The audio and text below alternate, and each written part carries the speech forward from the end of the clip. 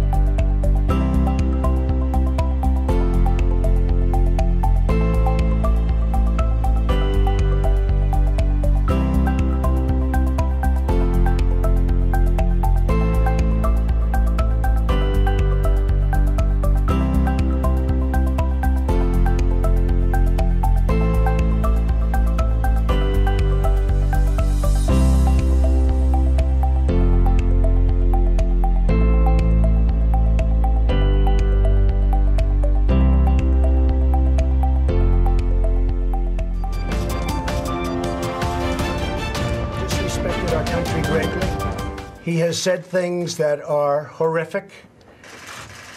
And with me, he's not getting away with it. He got away with it for a long time between him and his family. He's not getting away with it. It's a whole new ballgame.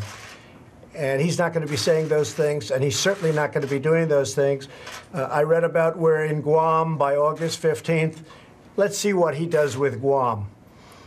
He does something in Guam, it will be an event the likes of which nobody's seen before, what will happen in North Korea.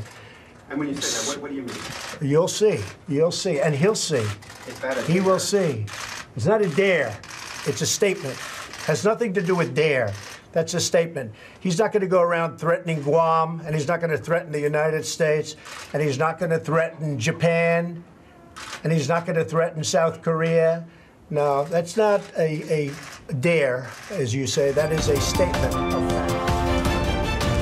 Get to work and let's get it done. It may be the most important alliance in Washington, and right now the relationship between Senate Majority Leader Mitch McConnell and President Donald Trump is as rocky as it has ever been. This afternoon at his Bedminster estate, reporters asked the president if it was time for the Majority Leader to resign. If he doesn't get repeal and replace done, and if he doesn't get taxes done, meaning cuts and reform, and if he doesn't get a very easy one to get done, infrastructure, if he doesn't get them done, then you can ask me that question. The breakdown started Monday night when McConnell gave a seemingly innocuous speech to a very small group of Rotary members in northern Kentucky. Now, our new president had, of course, not been in this line of work before, and I think had excessive expectations about how quickly things happen in the democratic process.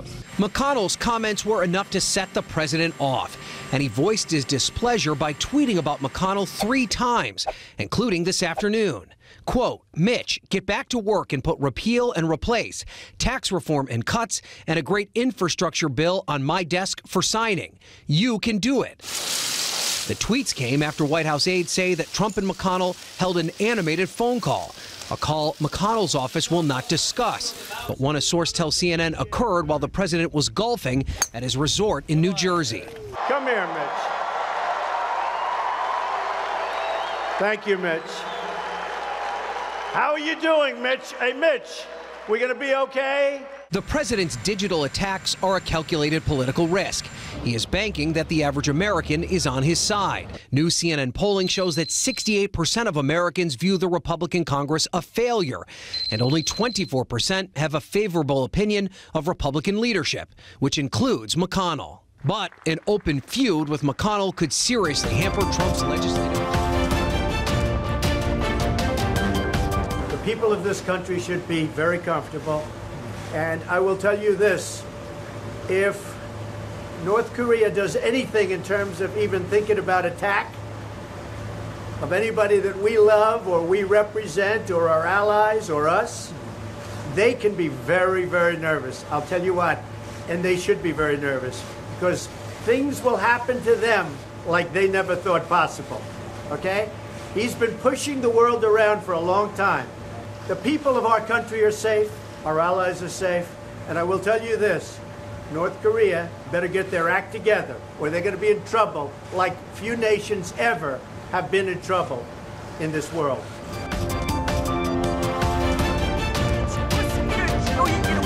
결의하는 인민무력성 이룩할 것을 결의하는 인민무력성 군인 집회가 최후 승리를 이룩하고야 말 참가자들의 혁명적 기상으로 세차게 끌어번지고 있었습니다.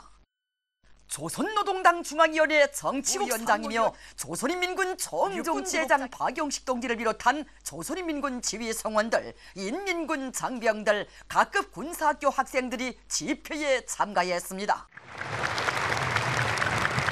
우리의 가식과 마음을 거두는 침략자 도발자들에게 무자비한 성렬적 타격을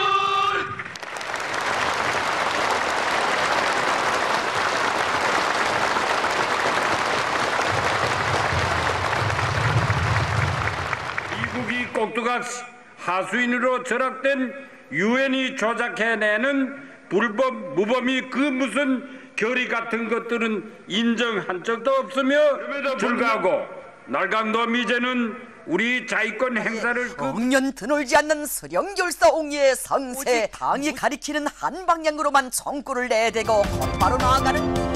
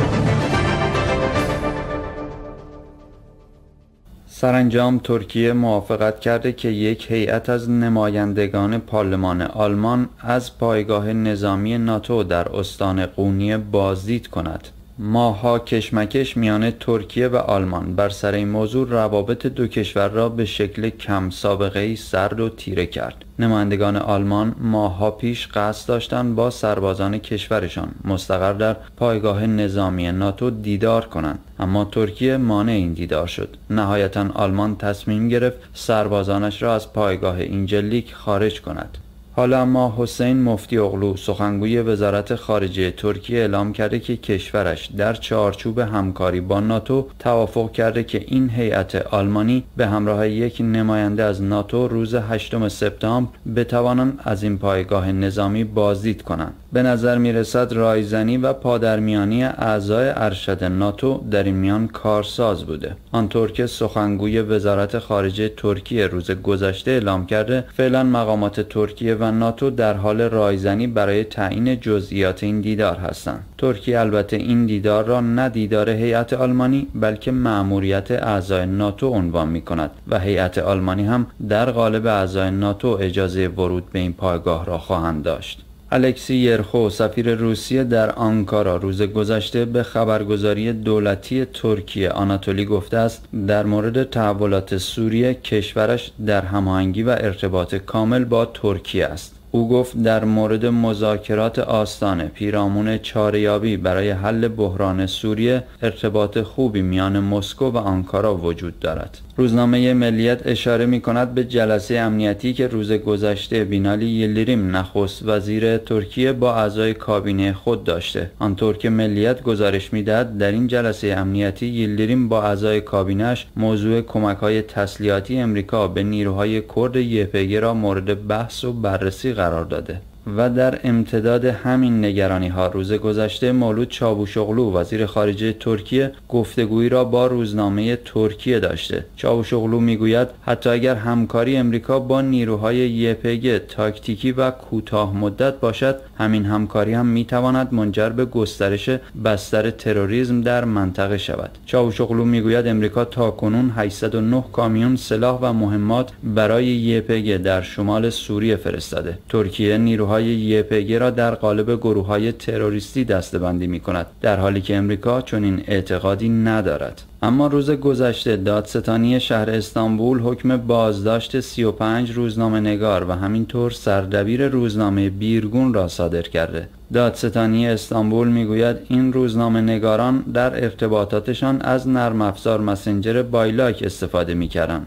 از مدت‌ها قبل مسنجر بایلاک در ترکیه به میوه‌ای ممنوعه تبدیل شده. اغلب روزنامه‌نگاران یا نیروهای دولتی که طی 1 سال گذشته در این کشور بازداشت شده‌اند، اتهامشان استفاده از نرم افزار بایلاک بوده. دولت ترکیه میگوید اعضای گلن برای در امان ماندن از تیررس نیروهای امنیتی از این نرم افزار رمزگذاری شده استفاده می‌کنند.